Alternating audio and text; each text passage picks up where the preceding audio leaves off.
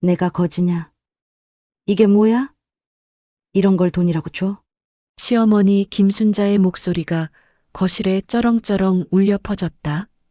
그 순간 내 손에 던져진 봉투는 바닥에 떨어져 내용물이 흩어졌다. 1,000만 원. 친정어머니의 암 수술비로 모아뒀던 돈이었다. 그런데 지금 그 돈은 내 발밑에 쓰레기처럼 나뒹굴고 있었다. 나는 유미다. 35살 결혼한 지 7년째 되는 평범한 직장 여성이다. 우리 회사에서는 팀장급이라 월급이 꽤 괜찮은 편이었다. 하지만 그 돈의 상당 부분은 시댁과 친정을 오가며 사라졌다. 특히 시댁에는 명절이고 생신이고 뭐고 갈 때마다 빈손으로 갈 수 없었다. 시어머니는 늘 내가 사온 선물의 가격표를 확인하는 습관이 있었다. 한 번은 내가 사온 화장품 세트를 보시더니 백화점 세일 기간에 산 거지?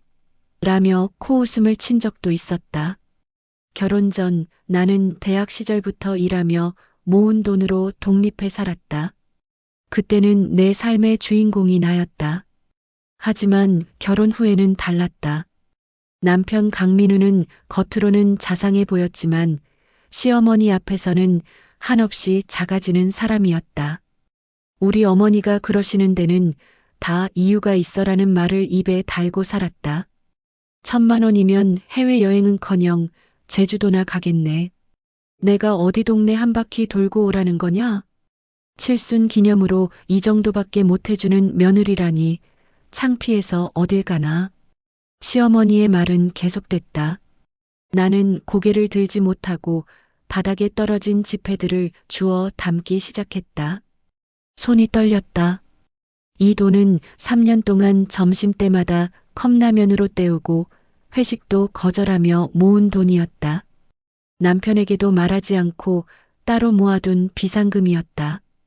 그런데 이제 이 돈은 친정 어머니의 수술비도 시어머니의 해외여행 경비도 되지 못한 채 바닥에 나뒹굴고 있었다.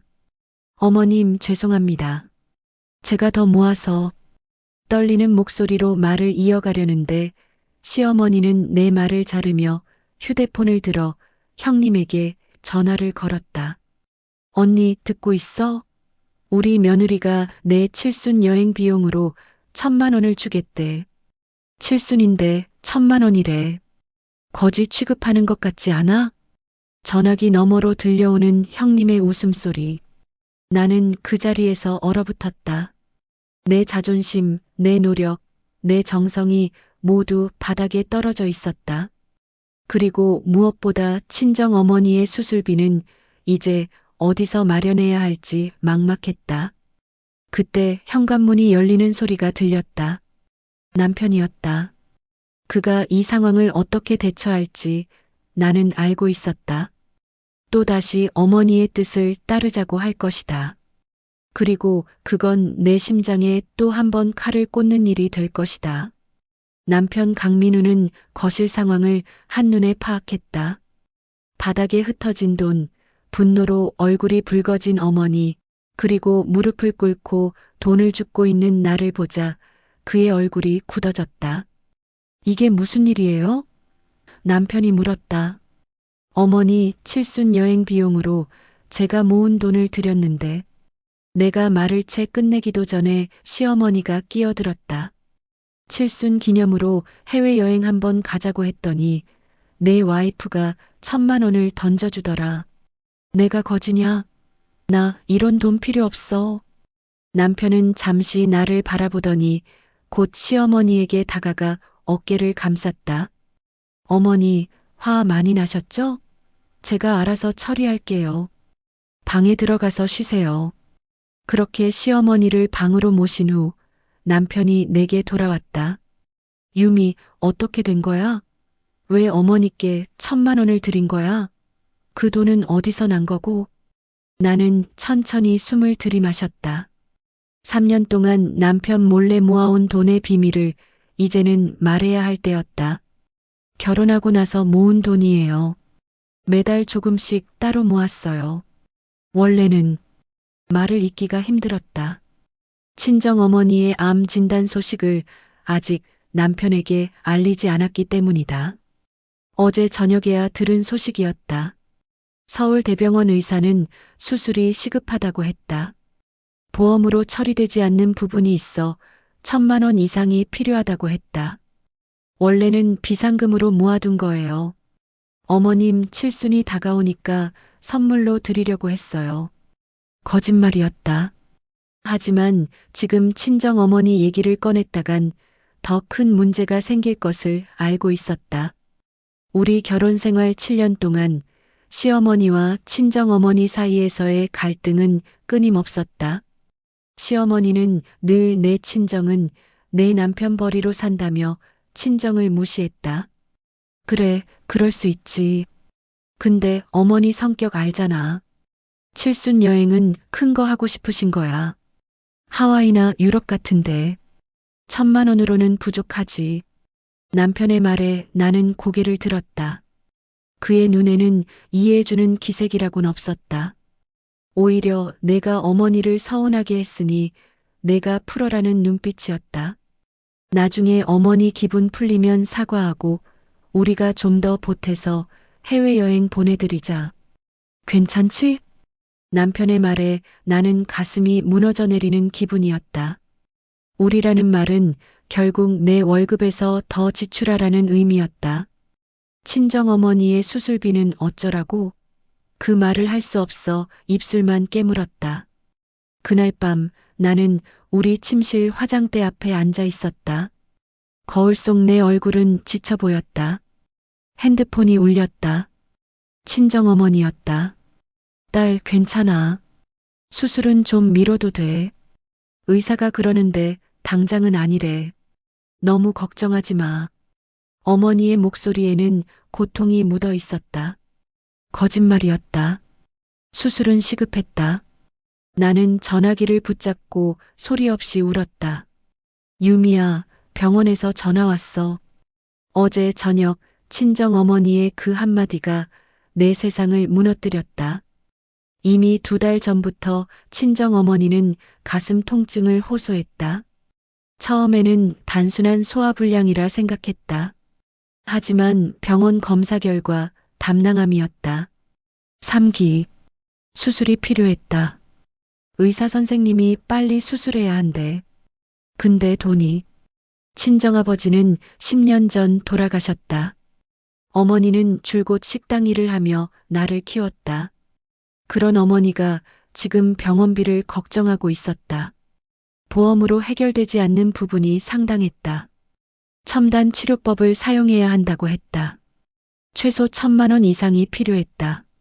괜찮아요, 엄마. 제가 모아둔 돈이 있어요. 걱정하지 마세요.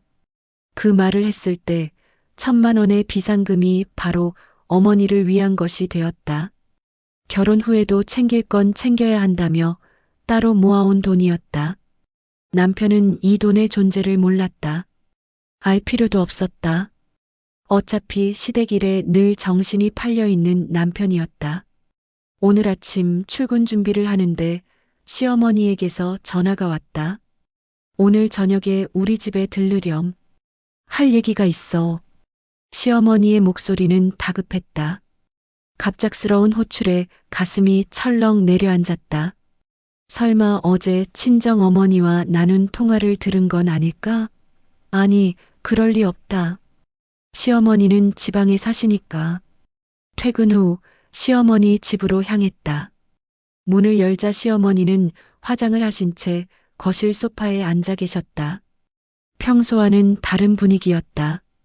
앉아라, 며느리. 네, 어머님. 무슨 일이신지. 내 다음 달이 칠순이잖니. 아, 그렇다. 시어머니의 칠순. 바쁜 일상에 잊고 있었다. 네, 그러시네요. 축하드려요, 어머님. 그래서 말인데 이번에 해외여행을 가려고 해. 친구들이 다들 자식들한테 여행 선물 받아서 유럽, 하와이 다녀왔다더라. 나도 한번 가보고 싶어. 시어머니의 말에 나는 숨이 멎는 것 같았다. 해외여행. 그것도 하와이나 유럽. 적어도 3,000만 원 이상은 필요할 텐데. 시아버님도 함께 가시는 거예요? 아니, 너희 아버님은 여행 좋아하지 않잖아. 내 친구들하고 갈 거야. 그런데 경비가 좀 필요하구나. 시어머니의 말은 분명했다. 내게 여행 경비를 요구하는 것이다. 곧이어 시어머니는 자신의 통장을 꺼내 보여주셨다. 거기엔 이미 2천만 원이 있었다. 내가 모아둔 건 이 정도야. 나머지는 내가 좀 보태주렴. 그 순간 내 머릿속엔 친정 어머니의 창백한 얼굴이 떠올랐다. 수술이 시급하다는 의사의 말도 들렸다. 하지만 시어머니의 기대에 찬 눈빛을 외면할 수 없었다. 어머님, 제가 모아둔 돈이 1,000만 원 정도 있어요. 그거라도 도움이 될까요? 그 순간 시어머니의 얼굴이 굳어졌다. 1,000만 원? 그게 다야? 네. 지금 제가 드릴 수 있는 건 그 정도예요. 시어머니의 눈빛이 차갑게 변했다. 그리고 방으로 들어가더니 가방에서 무언가를 꺼내 제게 내밀었다. 다른 며느리들의 통장 사본이었다. 각각 2천만 원, 3천만 원의 입금 내역이 찍혀 있었다. 다른 며느리들은 이 정도를 했어. 너만 1,000만 원이래? 시어머니의 말에 나는 말문이 막혔다. 그리고 집에 돌아와 그 1,000만 원을 봉투에 담아 다시 시어머니를 찾아갔다. 바로 그때 그 모욕적인 장면이 벌어진 것이다. 내가 거지냐? 시어머니의 칠순 해외여행은 갑자기 떨어진 폭탄 같았다. 하지만 생각해보면 이런 날이 올 거라는 징후는 있었다. 작년부터 시어머니는 친구들의 해외여행 자랑에 입이 귀에 걸리셨다. 순자 씨 아들이 뉴질랜드로 보내줬대.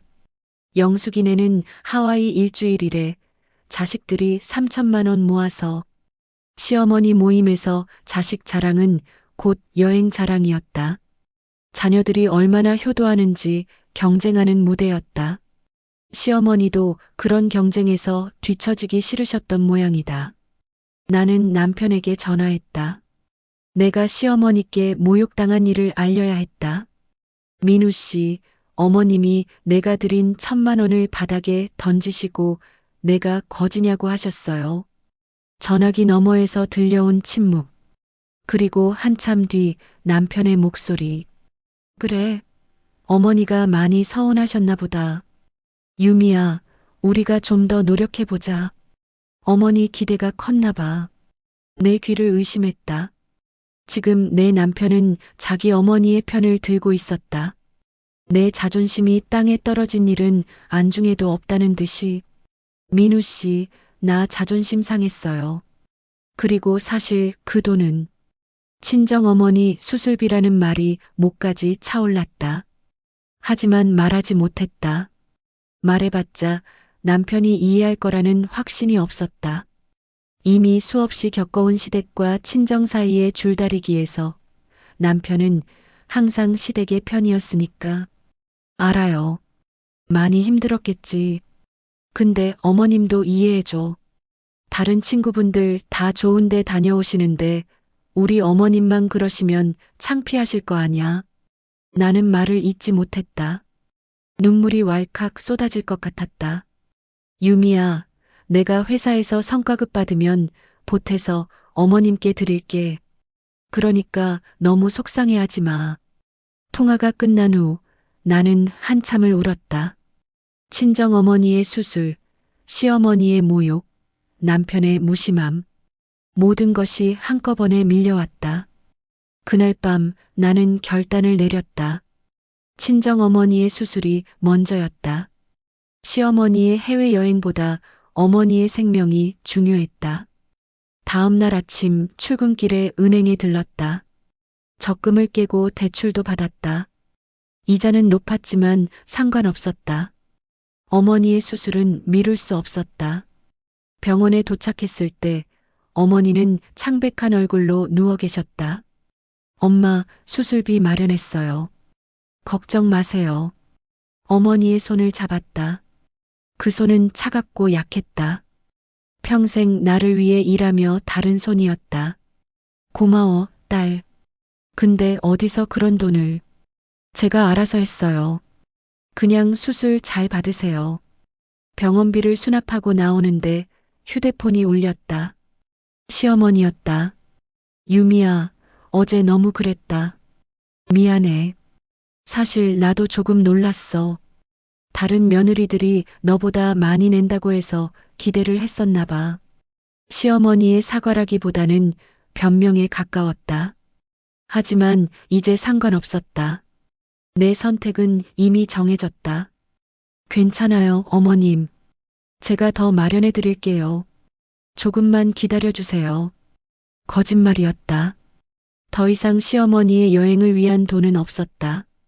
모든 돈은 이미 친정어머니의 수술비로 썼으니까. 친정어머니의 수술이 성공적으로 끝났다. 의사는 모든 암세포를 제거했다고 했다. 이제 회복만 하면 된다고. 나는 안도의 한숨을 내쉬었다. 하지만 다른 한편으로는 시어머니의 칠순 해외여행 문제가 남아 있었다. 유미야, 수술비 얼마나 들었니? 회복실에 누워 계신 어머니가 물으셨다. 걱정이 가득한 목소리였다. 걱정 마세요. 제가 다 해결했어요. 그렇게 큰 돈을 어디서? 혹시 시댁에? 아니에요. 제 돈이에요. 어머니는 내 손을 꼭 잡으셨다. 그 손길에서 미안함과 고마움이 느껴졌다. 병원에서 나오는 길 남편에게서 전화가 왔다. 유미야, 어디야? 회사에서 찾았는데 없다던데. 아, 미안해요. 급한 일이 있어서 반찬했어요. 무슨 일인데? 어디야? 남편의 의심스러운 목소리에 심장이 빨라졌다. 거짓말을 하고 싶지 않았지만 아직은 말할 때가 아니었다. 친구가 갑자기 아파서 괜찮아요. 곧 집에 갈게요. 전화를 끊고 택시를 탔다. 집으로 가는 길 마음은 무거웠다. 언젠가는 남편에게 모든 것을 말해야 했다. 친정어머니의 암, 내가 모은 돈의 진짜 용도, 그리고 시어머니의 모욕까지. 집에 도착하니 남편이 이미 와 있었다. 그의 표정이 심상치 않았다. 유미야, 정말 친구 때문에 병원에 간 거야? 응, 그런데 왜? 내가 내 친구 수민이를 회사 앞에서 봤어. 수민이는 멀쩡하던데? 심장이 덜컥 내려앉았다. 거짓말이 들통난 것이다. 그게 사실은 결국 모든 것을 털어놓았다. 친정어머니의 암 진단, 수술비를 위해 모아둔 돈, 시어머니의 해외여행 요구, 그리고 모욕당한 일까지.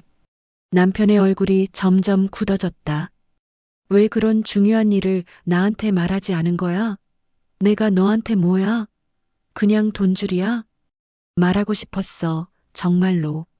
근데 민우 씨는 항상 시어머니 편이잖아. 친정 일에는 관심 없고.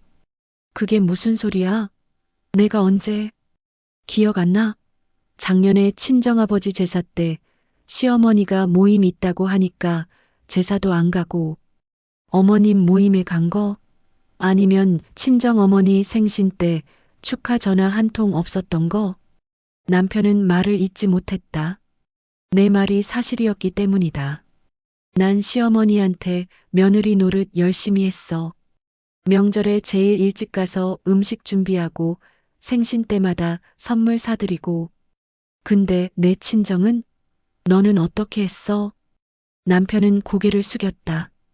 처음으로 그가 자신의 행동을 돌아보는 것 같았다. 미안해, 유미야. 내 말이 맞아. 내가 불공평했어. 그의 사과가 진심으로 들렸다. 하지만 문제는 아직 남아 있었다. 그럼 이제 어떡할 거야?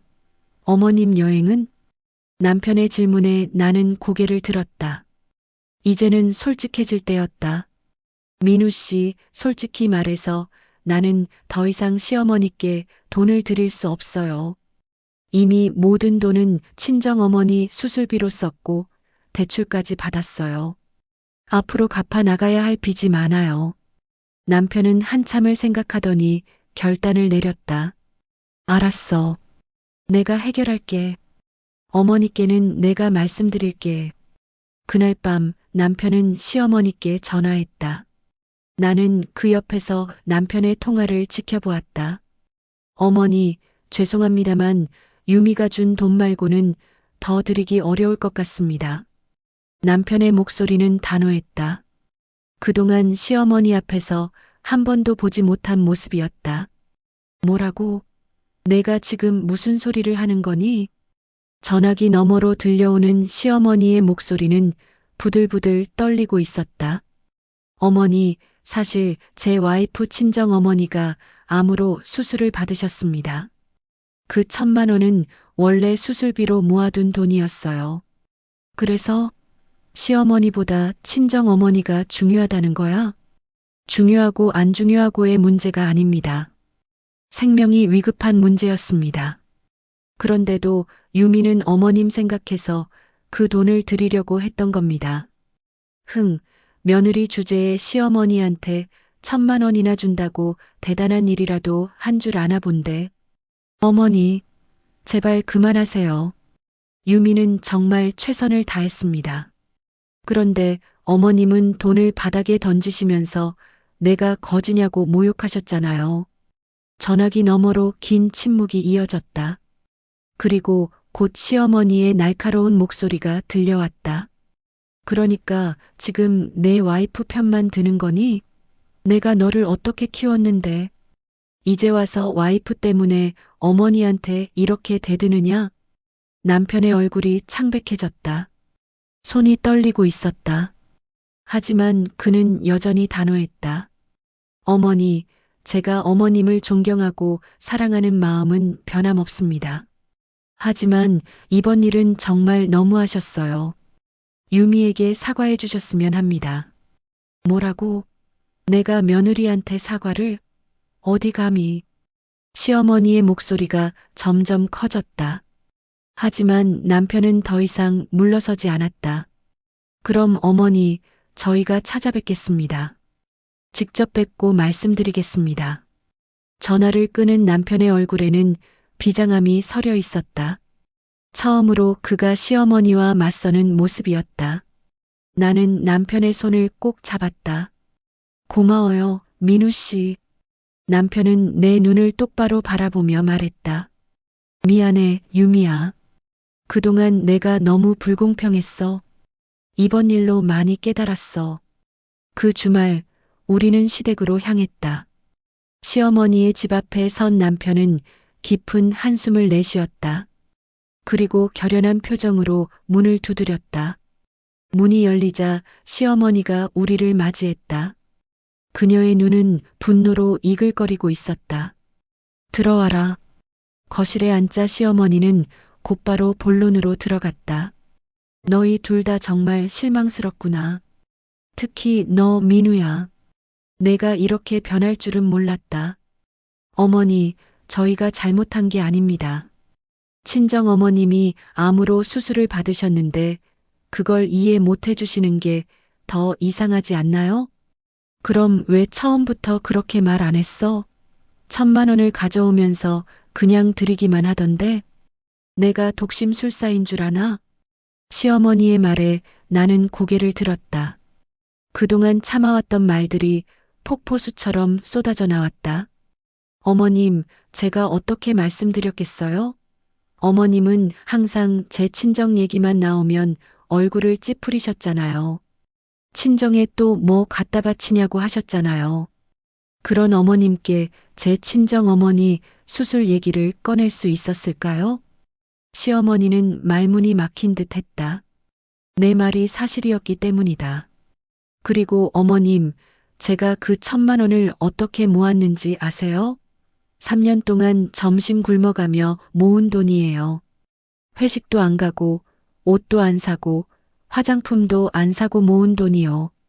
그런 돈을 바닥에 던지시며 내가 거지냐고 하셨을 때 제 마음이 어땠을지 상상해 보셨나요? 시어머니의 얼굴이 점점 굳어져 갔다. 하지만 나는 멈출 수 없었다. 그리고 어머님, 저는 어머님을 위해 정말 많은 것을 해왔어요. 명절마다 제일 먼저 와서 음식 준비하고 생신 때마다 좋은 선물 사고 친정일은 뒤로 미루면서 어머님 일 먼저 챙겼어요. 그런데도 어머님은 항상 저를 며느리 주제라고 낮추셨어요. 시어머니의 눈에서 당혹감이 읽혔다. 그동안 아무도 이렇게 직접적으로 말한 사람이 없었을 것이다. 이때 남편이 끼어들었다. 어머니, 유미 말이 다 맞습니다. 저도 그동안 보면서 느꼈어요. 하지만 말 못했습니다. 제가 어머님께 너무 약해서요. 하지만 이번 일은 정말 아니었습니다. 어머님도 인정하셔야 합니다. 시어머니의 거실은 무거운 침묵에 휩싸였다. 남편과 내가 모두 속마음을 털어놓은 후 시어머니는 한동안 말이 없었다. 그녀의 표정에서는 분노와 당혹감, 그리고 어쩌면 약간의 부끄러움이 보였다. 그래서 지금 뭘 바라는 건데? 내가 며느리한테 무릎 꿇고 사과하길 바라나? 시어머니의 목소리는 여전히 날카로웠다. 남편이 대답했다. 어머니, 그런 게 아니라. 아들아, 난 내가 이해가 안 된다. 내가 어떻게 자란 아이인데 어머니보다 와이프 편을 들어? 너 요즘 집에서 밥은 제대로 먹고 다니니? 시어머니의 질문에 남편이 잠시 당황했다. 전형적인 아들 걱정으로 화제를 돌리는 전략이었다. 어머니, 지금 그 얘기가 중요한 게 아닙니다. 뭐가 중요하지 않아? 너 지금 와이프 때문에 나한테 이러는 거 아니야? 내가 지금 칠순인데 해외여행 한번 가고 싶다는데 그것도 안 해주겠다는 거야? 시어머니의 목소리에는 교묘한 죄책감 유발 기술이 담겨 있었다. 수십 년간 써온 무기였을 것이다. 하지만 이번에는 남편이 흔들리지 않았다. 어머니, 해외여행 못 간다는 게 아닙니다. 다만 저희가 지금 상황이 어렵다는 겁니다. 유미 친정 어머님 수술비로 돈을 다 쓰고 대출까지 받았거든요. 지금은 정말 어렵습니다. 그럼 다른 자식들한테 받으면 되잖아. 너희 형네는 얼마나 잘 사는데 거기서 더 받아. 어머니, 그건 형님 문제고요. 저는 제 얘기만 하는 겁니다. 시어머니는 갑자기 일어나 방으로 들어가 버렸다. 그리고 잠시 후 손에 통장을 들고 나왔다. 여기 내가 모아둔 돈이야. 이거면 여행 갈 수 있어. 너희한테 기대 안 할 테니까 신경 쓰지 마. 통장을 테이블에 내던지는 시어머니의 모습은 며칠 전 내게 돈을 던졌던 그 모습과 똑같았다. 습관처럼 굳어진 행동 패턴인 듯 했다. 어머님, 됐어. 더 이상 말하지 마. 두 사람 다 실망이다. 특히 너 민우야. 내가 이렇게 변할 줄은 정말 몰랐다. 시어머니의 눈에 눈물이 고였다. 연기일까, 진심일까? 알 수 없었다. 하지만 남편의 마음이 흔들리는 것은 느낄 수 있었다. 어머니, 제발 그만하세요. 저희는 어머님을 사랑합니다. 다만 이번에는 정말 상황이 여의치 않아요. 됐어, 나가. 두 사람 다 당장 나가. 시어머니의 외침에 우리는 집을 나올 수밖에 없었다. 차에 타고 나서 남편은 한참을 말없이 운전했다. 그의 표정은 복잡했다. 괜찮아요? 내가 조심스레 물었다. 남편은 깊은 한숨을 내쉬었다. 미안해, 유미야. 어머니가 원래 그런 분이 아닌데 스트레스 때문인가 봐. 아니에요. 어머님이 원래 그런 분이었어요. 다만 민우 씨가 지금까지 보지 않으려고 했을 뿐이죠. 남편은 아무 말도 하지 않았다. 집에 도착한 후 그는 소파에 앉아 생각에 잠겼다. 유미야, 어떻게 하면 좋을까? 어머니도 이해가 가. 친구들은 다 좋은 데 다녀오는데 어머니만 못 가시면 창피하실 거야. 그 순간 내 마음속에 무언가가 꺾이는 소리가 들렸다. 여전히 남편은 시어머니의 체면을 걱정하고 있었다. 민우 씨, 방금 어머님 댁에서 당신은 달랐어요. 처음으로 저를 지켜줬어요. 그것만으로도 저한테는 충분해요. 남편은 내 손을 꼭 잡았다. 그의 눈에는 진심이 담겨 있었다. 유미야, 이번에는 정말 달라질 거야. 약속할게. 그날 밤 남편은 다시 시어머니에게 전화했다. 하지만 시어머니는 전화를 받지 않았다.